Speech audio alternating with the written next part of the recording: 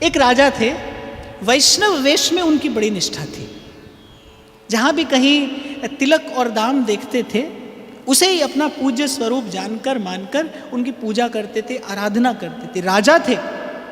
अच्छा, राजा होने पर भक्त भी हो, ऐसा दुर्लभ होता है, ऐसा दुर्लभ होता है।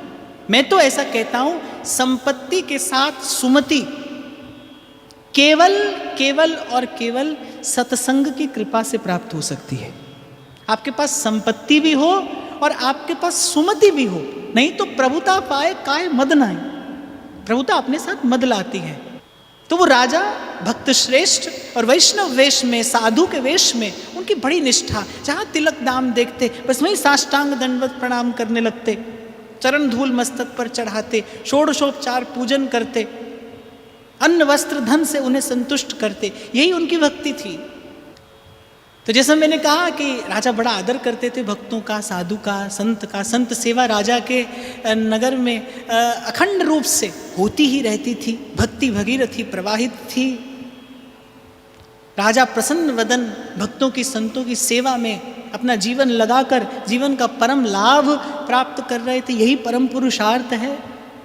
एक बार कुछ भाण लोग थे, ठग कह लीजिए, बहुरूपिया कह लीजिए, तो उनके मन में ये भाव आया कि भाई राजा जो है ये केवल साधु का वेश देखकर ही सब कुछ लुटा देता है, सब कुछ न्यौछावर कर देता है। अब साधु का वेश धरना क्या कठिन है, इसमें तो कोई कठिनाई नहीं है। डॉक्टर बनने में समय लगता है, डॉक्टर का भेष पहनने में कोई कठिनाई नहीं है, बाजार से खरीदिए पहन लीजिए। साधु का भेष धरने में कोई कठिनाई नहीं है। पर साधु मनस्य एकम वचस्य एकम कर्मण्य एकम स साधु, जिसकी कथनी करनी रहनी एक हो वो साधु। तो उन्होंने कहा भाई साधु का वेश धरना क्या कठिन है, धर लेते हैं। धर लिया। अब थे तो बहुरूपीय, रूप बनाना बड़ा अच्छा आता था। ऐसा सुंदर तिलक सजाया, ऐसी सुंदर माला और बड़ा सुंदर भेष सजाकर और प्रभु के नाम का कीर्तन करते करते, प्रभु के नाम का उच्चारण करते करते और नगर में पहुँचे। अब राजा ने देखा कि भाई आज तो ये बड़े गुणी संतजन पधारे हैं, कितनी सुंदर रीति से, कितनी मधुर रीति से प्रभु के नाम का कीर्तन कर रहे हैं। राजा तो बिल्कुल महल के द्वार तक पहुंच गया, साष्टांग दंडवत प्रणाम किया, भीतर लेकर आया, सुंदर सिंहासन पर बैठाया, चरण पखारे और वो भेंट दक्षिणा, वो अन्न वस्त्र धन, जो सेवा राजा के भाव में थी वो सब उनके श्री चरणों में जाकर निवेदन कर दी। अब भाई कुछ लोग थे जो जानते थे कि ये लोग बहुरूपियाँ हैं, लेकिन राजा को कहने का साहस नहीं हो रहा था। राजा को कहने का साहस नहीं हो रहा था। ये घटना जो अनुचित से आरंभ हुई, लेकिन इसकी परिणति क्या हुई कि जब उन्होंने राजा का भाव देखा, वो सच्चा भाव, वो सरल भाव, वो निर्मल भाव, उन ठगों के मन में वस्तुतः भगवत भक्ति उत्पन्न हो गई। जब राजा भेंट धर रहा था उनके चरणों में, वो ठग संकोच के मारे व्याकुल हो गए। उन्होंने राजा से जो बात थी वो सत्य सत्य कह दी कि हम कोई संत नहीं है, हम कोई साधु नहीं है। राजा कहने लगा आप तो परम साधु हैं, जो अपने आप को साधु कहे वो तो साधु हो ना हो, लेकिन जो स्वयं को साधु ना कहे वो तो परम साधु है। आप तो परम साधु है। कितनी सुंदर रीति से भगवान नाम का उच्चारण कर रहे थे। ये बात मैं आपसे अभी निवेदन कर रहा था। भक्ति ऐसी दृष्टि प्रदान करती है भाई, जिसमें आपको केवल गुण ही दिखाई पड़ता है। सेवा प्रभु की ओर दृष्टि रखकर करिए, प्रभु का विचार करके करिए।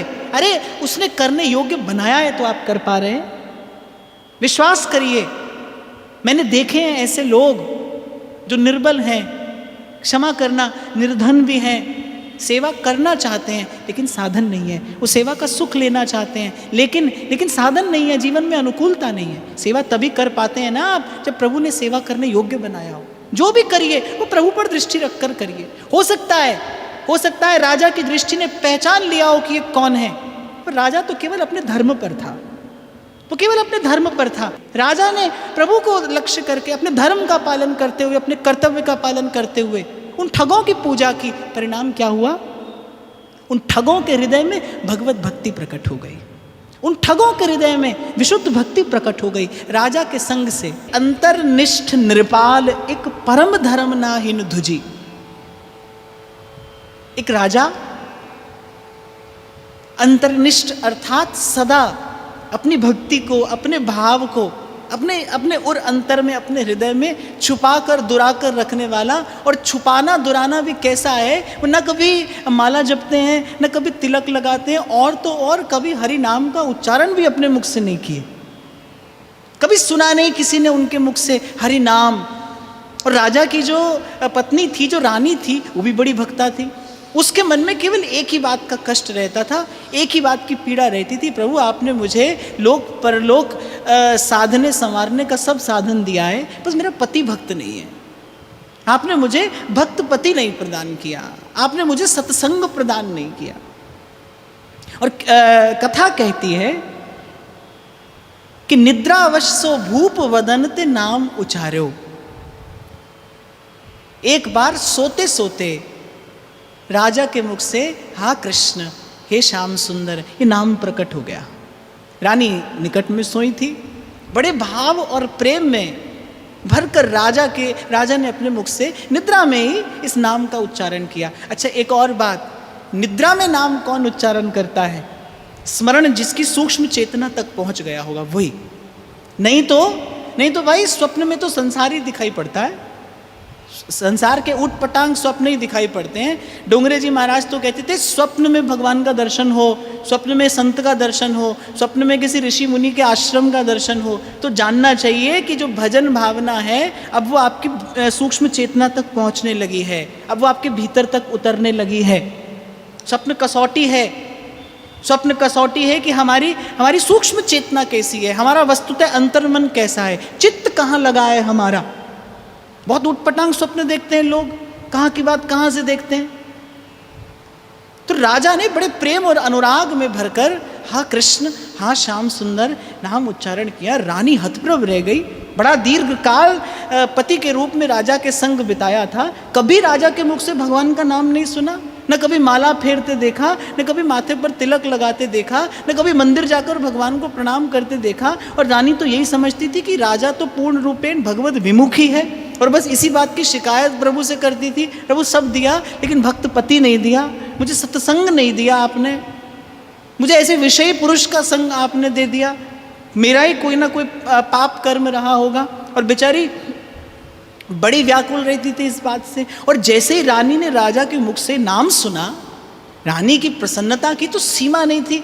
और नामाजी महाराज तो कहते हैं रानी पति पर रेज बहुत वसु तापर वार्यो। अगले दिन उठते ही रानी ने तो महल में बड़ा भारी उत्सव किया, अन्न वस्त्र धन और जाने क्या क्या मूल्यवान वस्तुएं रानी ने राजा पर न्यौछावर कर कर लुटाई। खूब दान दिया, खूब दक्षिणा दी, खूब संत भक्तों की सेवा की। रानी के मन में प्रसन्नता का, हर्ष का ठिकाना नहीं था। राजा ने पूछा कि भाई आज ना तो हमारा जन्मदिन है, आज ना कोई और उत्सव है, इस उत्सव का कारण क्या है? अब सांझ तक तो उत्सव होता रहा। तो रानी ने कहा मैं कहूँगी आपसे, मैं बताऊँगी आपसे कि आज इस उत्सव का कारण क्या है। राजा मन में विचार करता है भाई इतना प्रसन्न तो हमने रानी को कभी नहीं देखा, ऐसी प्रसन्नता का कारण क्या है?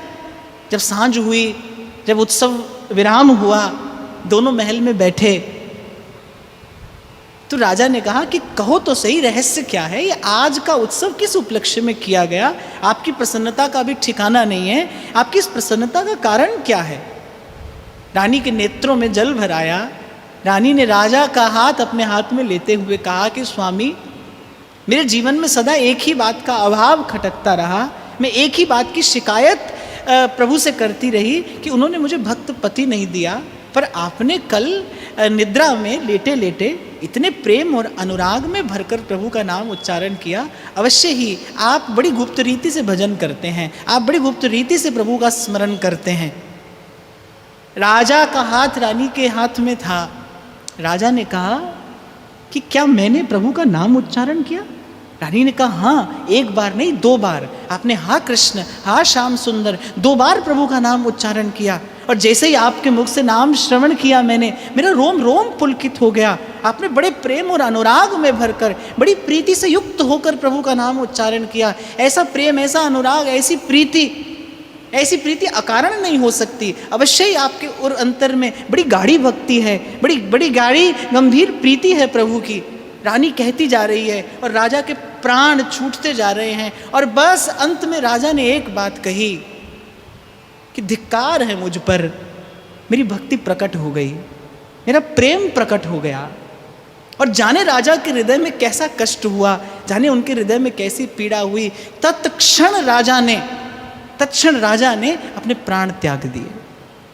जब मैंने प्रथम बार ये चरित्र पढ़ा तो मुझे सहसा एकाएक विश्वास नहीं हुआ कि भाई ऐसा भी हो सकता है। भक्ति प्रकट हो गई। गुरुजनों की कृपा से, वृंदावन धाम की कृपा से सहसा मिल जाती है भाव संपत्ति। आप थोड़े से सावधान रहें, सत्संग से लगे रहें, तो इस भाव संपत्ति को बढ़ाने की विधि जानी जा सकती है। और यही विधि है भाई, उसे छिपा कर रखिए, उसे दुरा कर रखिए। प्रेम चौक चौराहे पर गाने के लिए नहीं होता, यथासंभव छिपा और दुरा कर रखिए।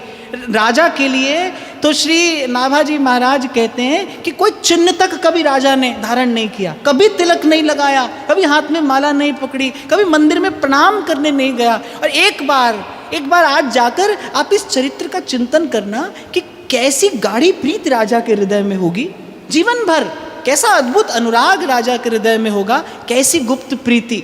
एक बात मैं आपसे कहूँ, आनंद तो भाई इसी प्रकार प्रभु से प्रेम लगाने में है। प्रेम वस्तुतः प्रकट करने के लिए होता नहीं, और जो प्रकट किया जाए वो प्रेम नहीं होता, जो प्रकट कर दिया जाए वो प्रेम नहीं है, हो ही नहीं सकता। कैसी प्रीति राजा की कि जिस दिन खबर पड़ी कि मेरी भक्ति प्रकट हो गई, अरे मेरे जीवन की संपत्ति चली गई, राजा ने अपने प्राण त्याग दिए। और जब रानी को खबर पड़ा, रानी को जब बोध हुआ कि ऐसी गाढ़ी भक्ति इनके हृदय में थी, बस उसी दिन से रानी ने राजा के पद चिन्हों का अनुसरण किया और वो सतत कभी राजा के और कभी प्रभु के ध्यान में मग्न रहने लगी। छोड़ दिया वार्तालाप, छोड़ दिया कहना सुनना, सब छूट गया। सतत प्रभु का स्मरण और कभी कभी राजा का स्मरण, और राजा का स्मरण भी क्यों ना हो, राम ते अधिक राम करि दासा। और भगवान के ऐसे भक्त का संग, ऐसे भक्त का दर्शन मिल जाए तो कहना क्या।